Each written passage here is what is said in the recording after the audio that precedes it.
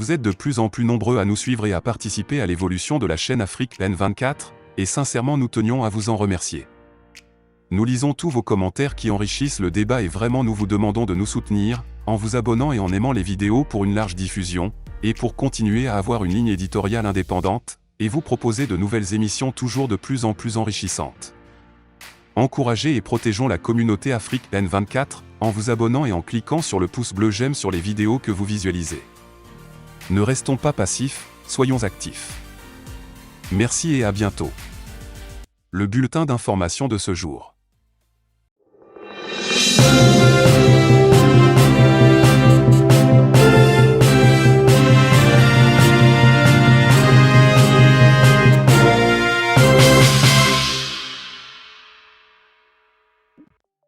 Niger.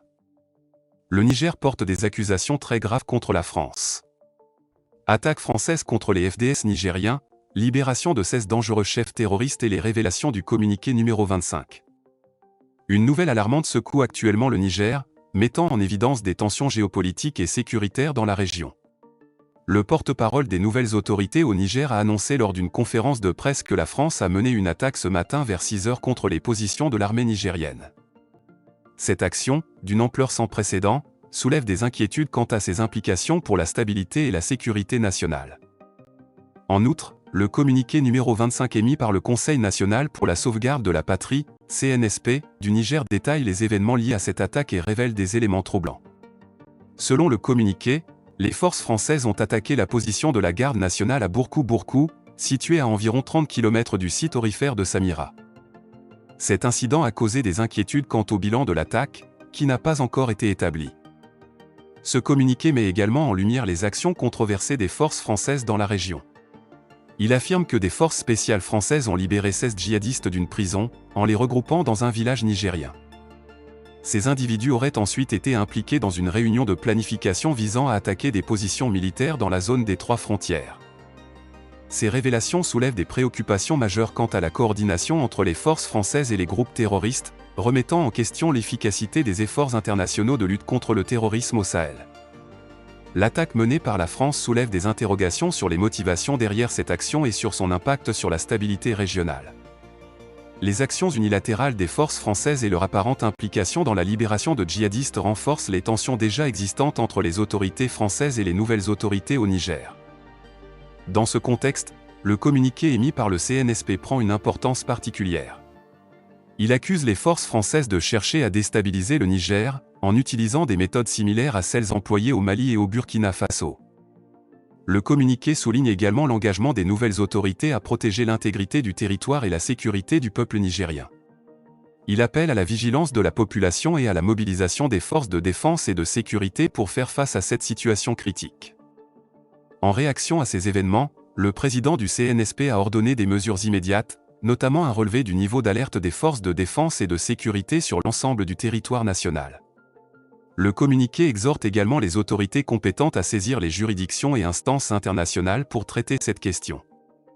En somme, l'attaque française contre les FDS nigériens et les révélations du communiqué numéro 25 ont des implications profondes pour la stabilité politique et sécuritaire de la région du Sahel. Les détails en cours de révélation exigent une réponse coordonnée et une coopération internationale pour faire face aux défis complexes auxquels la région est confrontée. Alors que la situation évolue rapidement, il est crucial de promouvoir la diplomatie et le dialogue pour prévenir toute détérioration supplémentaire de la sécurité régionale et pour restaurer la paix et la stabilité dans la région. Communiqué numéro 25.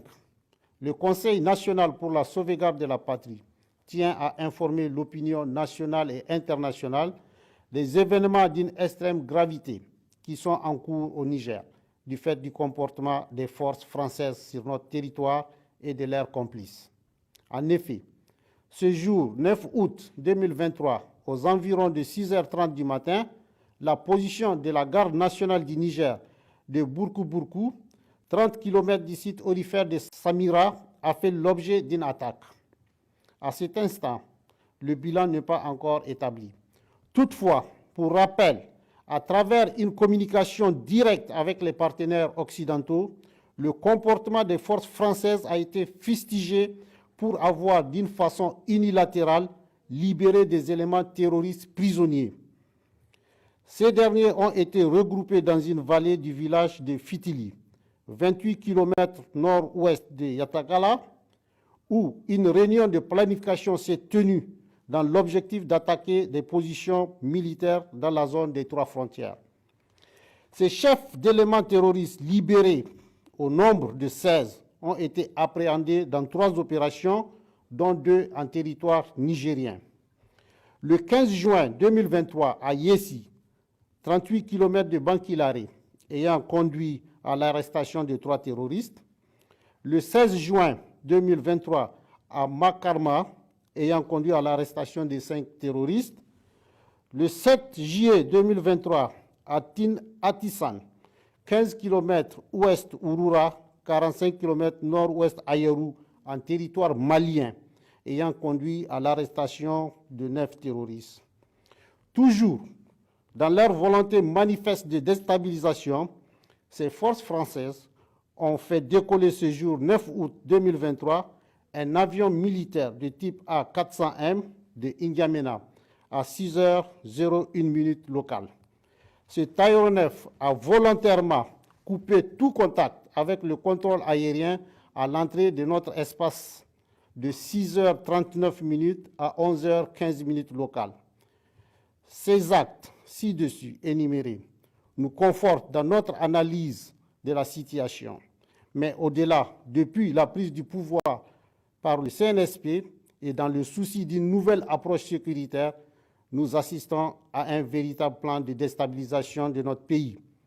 Ces désordres sécuritaires planifiés par ces forces françaises, comme ce fut le cas au Mali et au Burkina Faso, a pour but de discréditer le CNSP et créer une rupture avec le peuple qui le soutient dans son action, de créer un sentiment d'insécurité généralisé en tout état de cause. Le CNSP et les forces de défense et de sécurité rassurent le peuple nigérien quant à leur détermination à assurer la sécurité des personnes et des biens et défendre l'intégrité du territoire.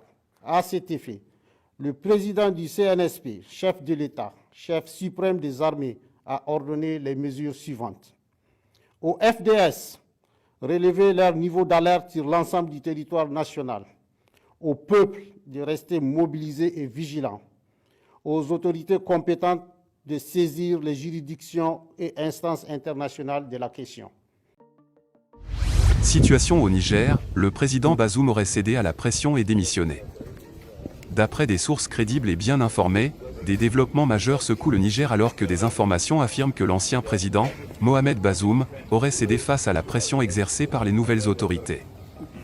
Ces sources révèlent que l'ex-chef d'État nigérien aurait signé sa lettre de démission au cours de la nuit entre lundi et mardi.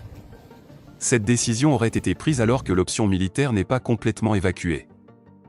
L'asphyxie politique exercée par les nouvelles autorités aurait poussé Bazoum à opter pour une démission négociée avec le nouveau leader du Niger, le général de division Tiani. Ces sources indiquent que cette lettre de démission devrait être rendue publique dans un avenir proche. Parallèlement à ces développements, les nouvelles autorités au pouvoir auraient informé la France, par le biais du Conseil national pour la sauvegarde de la patrie, CNSP, de l'annulation des accords de coopération sécuritaire précédemment conclus entre Niamey et Paris. Ce revirement diplomatique mettrait en lumière les tensions progressives entre le Niger et la France, qui a été obligé d'évacuer ses positions antérieures au Mali, au Burkina Faso et en Guinée. Le Niger semblerait suivre la même voie, s'inscrivant dans un effet domino de réalignement diplomatique. L'ultimatum sans précédent lancé par la CEDEAO à l'encontre des nouvelles autorités reflète la gravité exceptionnelle de la situation. Cette situation, qualifiée d'inédite par les observateurs et les médias internationaux, révèle la profondeur de la crise actuelle, qui rompt avec les schémas historiques depuis la fin du colonialisme en Afrique au milieu du siècle dernier. Face à ces développements spectaculaires, les spéculations abondent quant aux implications géopolitiques et diplomatiques pour le Niger, la région ouest-africaine et au-delà. La situation illustre également le malaise profond qui secoue la CEDEAO face au laxisme et au mutisme devant les coups d'État constitutionnels et soulève des questions quant à la capacité des institutions régionales à faire face à de telles crises. Les prochains jours et semaines seront cruciaux pour observer comment ces développements influenceront la stabilité et l'avenir politique du Niger, ainsi que les réactions des pays voisins et de la communauté internationale. Niger. Tension politique au Niger, refus des nouvelles autorités de rencontrer la CEDEAO et nomination d'un premier ministre civil. Les nouvelles autorités au Niger ont rejeté la possibilité de rencontrer une délégation de la CEDEAO ce mardi et semblent peu enclins à engager des discussions avec les pays occidentaux. Le nouveau gouvernement qui a émergé suite au coup d'État au Niger ne semblait pas être réceptif aux propositions de négociation venant de l'Afrique de l'Ouest et des États-Unis pour éviter une intervention militaire visant à rétablir l'ordre constitutionnel, une option toujours envisagée. À 2 jours d'un sommet de la Communauté économique des États de l'Afrique de l'Ouest, CEDEAO, concernant la situation au Niger, une délégation composée de membres de la CEDEAO, de l'Union africaine et des Nations unies n'a pas pu se rendre au Niger, comme prévu. La mission a été annulée suite à une communication des autorités nigériennes affirmant qu'elles ne pouvaient pas recevoir cette délégation tripartite pour des raisons de sécurité dans un contexte de menace d'agression. La CEDEAO avait menacé d'une intervention militaire pour rétablir le président renversé, Mohamed Bazoum. Cependant, cette menace, sous forme d'un ultimatum de 7 jours fixé aux militaires nigériens, n'a pas été mise en œuvre après son expiration, la CEDEAO privilégiant la voie du dialogue.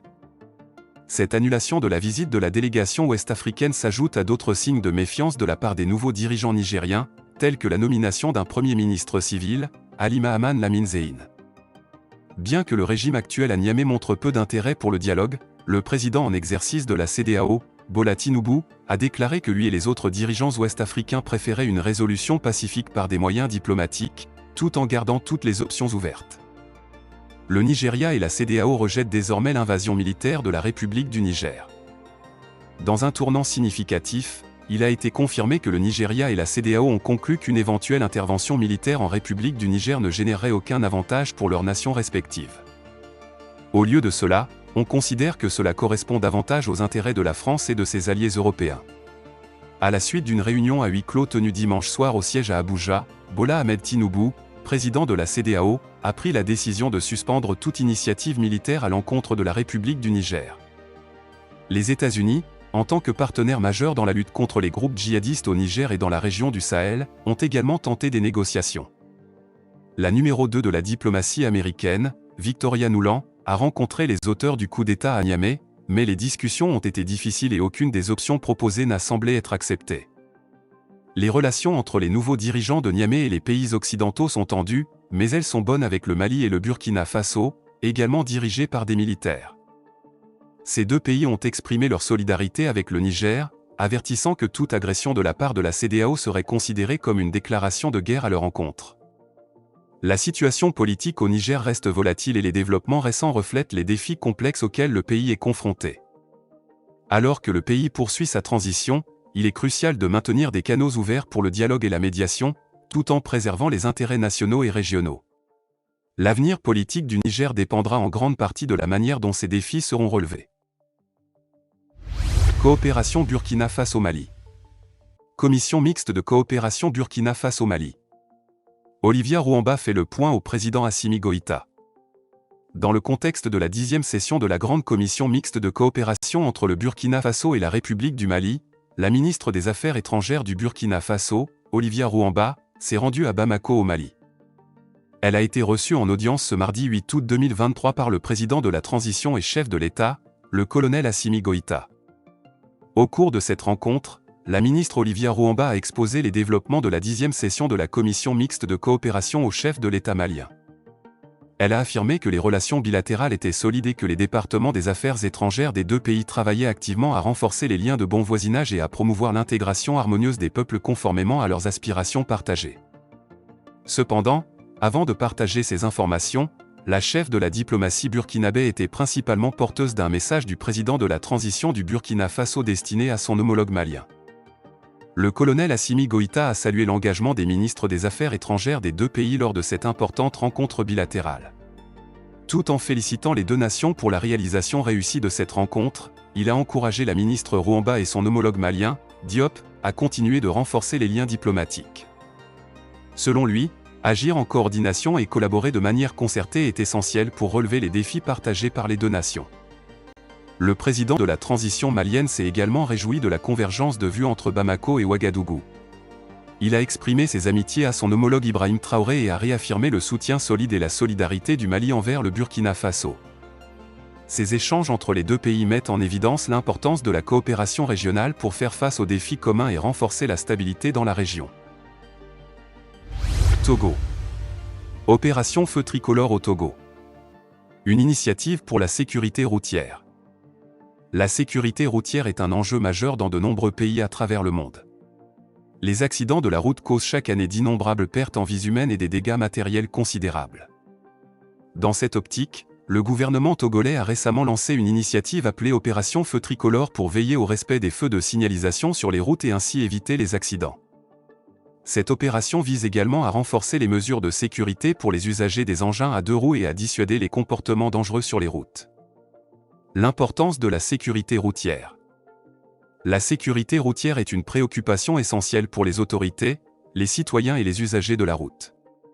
Les accidents de la circulation ont des conséquences dévastatrices non seulement sur la vie des individus, mais aussi sur la société dans son ensemble. Outre les pertes humaines, ces accidents engendrent des coûts économiques et sociaux considérables, allant des frais médicaux aux perturbations économiques en passant par les pertes de productivité. C'est pourquoi les gouvernements du monde entier mettent en œuvre des politiques et des initiatives visant à améliorer la sécurité routière et à réduire le nombre d'accidents. L'opération Un Feu Tricolore, objectif et approche.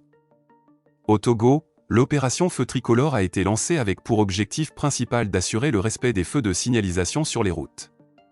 Les feux de signalisation jouent un rôle crucial dans la régulation de la circulation et la prévention des accidents. En veillant à ce que les conducteurs respectent les feux rouges, jaunes et verts, cette opération contribue à réduire les risques de collision et d'accidents. Outre la surveillance des feux de signalisation, cette initiative prend également en compte d'autres mesures de sécurité routière. Les rétroviseurs des engins à deux roues sont également contrôlés dans le cadre de cette opération.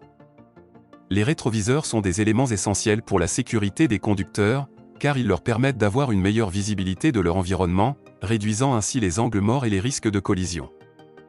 En outre, l'opération Feu Tricolore vise à dissuader les usagers de la route de tout comportement indélicat ou dangereux. Les comportements tels que l'excès de vitesse, l'utilisation du téléphone portable en conduisant et le non-respect des règles de circulation peuvent mettre en danger la vie des conducteurs et des passagers, ainsi que celle des autres usagers de la route. Résultat de la première semaine de contrôle. Après une semaine de mise en œuvre, la police nationale du Togo a rendu compte des premiers résultats de l'opération Feu Tricolore. Selon les chiffres fournis par les forces de l'ordre, un total de 3198 motos, 138 tricycles et 730 voitures ont été interpellées dans le cadre de cette opération. En ce qui concerne le défaut de rétroviseur, les autorités ont enregistré 773 motos et 5 voitures. Ces chiffres soulignent l'ampleur de la problématique et la nécessité d'une sensibilisation et d'une application stricte des règles de sécurité routière. Phase à venir, sensibilisation et sanctions. L'opération Feu Tricolore est prévue en deux phases distinctes. La première phase, qui a débuté avec le lancement de l'opération, est axée sur la sensibilisation des usagers de la route. Cette étape vise à informer et à éduquer les conducteurs sur l'importance du respect des feux de signalisation, de l'utilisation des rétroviseurs et des comportements responsables sur les routes. La seconde phase de l'opération sera celle des sanctions. Une fois que les usagers de la route auront été sensibilisés aux règles de sécurité routière, les autorités mettront en place des sanctions pour ceux qui ne respectent pas ces règles. Les sanctions peuvent prendre différentes formes, allant des amendes à la suspension du permis de conduire en cas de violation grave. L'opération Feu Tricolore au Togo témoigne de l'engagement du gouvernement en faveur de la sécurité routière et de la protection des vies humaines. En renforçant la surveillance des feux de signalisation, en contrôlant les rétroviseurs et en dissuadant les comportements dangereux, cette initiative vise à créer un environnement routier plus sûr pour tous les usagers. Tout en sensibilisant les conducteurs à l'importance du respect des règles de circulation, l'opération Un Feu Tricolore envoie un message fort sur l'engagement à faire de la sécurité routière une priorité nationale. Johannesburg. L'élargissement des BRIC. Une nouvelle dimension de coopération globale. Depuis leur création en 2009, les BRIC, Brésil, Russie, Inde, Chine et Afrique du Sud, ont connu une trajectoire ascendante, devenant un groupe de puissances émergentes qui défie les paradigmes traditionnels de la politique mondiale et de l'économie internationale. Leur influence croissante et leur capacité à favoriser un dialogue équilibré ont attiré l'attention de nombreux pays à travers le monde, suscitant un vif intérêt pour rejoindre ce groupe. Cette demande croissante en faveur de l'adhésion aux BRIC témoigne de leur pertinence et de leur succès, ainsi que de leur rôle en tant que catalyseur du changement mondial. Une quête d'égalité et de coopération. L'une des caractéristiques marquantes des BRIC est leur engagement en faveur de l'égalité et de la coopération. Conscients des inégalités qui ont longtemps marqué l'ordre mondial, ces pays se sont réunis pour créer une plateforme où les voix de toutes les nations comptent. Les pays cherchant à rejoindre les BRICS sont motivés par la quête d'une participation égale dans la prise de décision mondiale et d'une coopération qui transcende les intérêts individuels pour le bien commun. Une puissance économique diversifiée. Les BRICS représentent aujourd'hui plus de 23% du PIB mondial, reflétant leur potentiel économique collectif. Leur croissance économique rapide, leur population dynamique et leur appétit pour l'innovation ont contribué à élargir leurs perspectives commerciales et à renforcer leurs liens économiques mutuels. La possibilité pour d'autres pays de se joindre à ce groupe promet une plateforme pour exploiter davantage les opportunités commerciales, stimuler la croissance économique et promouvoir le développement durable. Une voie géopolitique diversifiée. Au-delà de l'économie, les BRICS jouent un rôle clé dans la géopolitique mondiale. Ils offrent une alternative aux centres de pouvoir traditionnels et introduisent une perspective différente sur les questions mondiales cruciales telles que la sécurité, le changement climatique et la gouvernance mondiale. L'adhésion de nouveaux membres à ce groupe élargira la diversité des voix et renforcera les efforts visant à construire un ordre mondial plus juste et inclusif. Promouvoir une diplomatie axée sur les solutions. Les BRICS sont reconnus pour leur diplomatie axée sur la recherche de solutions. Ils privilégient le dialogue, la négociation et la coopération pour résoudre les conflits et les problèmes mondiaux. L'intérêt croissant des pays pour rejoindre les BRICS renforce cette approche constructive de la diplomatie, montrant que les nations sont de plus en plus convaincues que la coopération et le dialogue sont essentiels pour résoudre les défis mondiaux complexes. Défis et perspectives pour l'élargissement. L'intérêt pour l'adhésion aux BRICS est un signe de confiance dans le modèle de coopération qu'ils incarnent. Cependant, l'élargissement du groupe nécessite une réflexion approfondie et une approche basée sur le consensus. L'équilibre entre les avantages économiques et politiques de l'élargissement et la nécessité de maintenir la cohérence et la solidarité au sein du groupe sera crucial. Une éventuelle expansion pourrait apporter de nouvelles idées, expériences et perspectives, mais il faudra également gérer les divergences potentielles. En conclusion, l'intérêt croissant de nombreux pays à rejoindre les BRICS témoigne du rôle central que ce groupe joue dans le remodelage de l'ordre mondial. Les BRICS ont montré qu'une coopération équilibrée et des efforts concertés peuvent avoir un impact significatif sur les enjeux mondiaux. L'élargissement des BRICS pourrait renforcer davantage leur influence et promouvoir un monde multipolaire où la coopération l'emporte sur la confrontation. Alors que les discussions sur l'adhésion se poursuivent, il est important de maintenir l'esprit d'égalité, de coopération et de dialogue qui a défini les BRICS depuis leur création. Vous êtes de plus en plus nombreux à nous suivre sur Africaine24, et vraiment nous tenions à vous en remercier. Nous lisons tous vos commentaires qui enrichissent le débat et vraiment nous vous demandons de nous soutenir pour continuer à avoir cette ligne éditoriale indépendante, et vous proposer des émissions toujours de plus en plus enrichissantes. Merci et à bientôt. Likez la vidéo si ce n'est pas déjà fait. Laissez aussi votre point de vue en commentaire. Abonnez-vous et cliquez aussi sur la petite cloche de notification pour ne rien rater de nos prochaines vidéos. N'oubliez pas de partager aussi la vidéo et de la liker.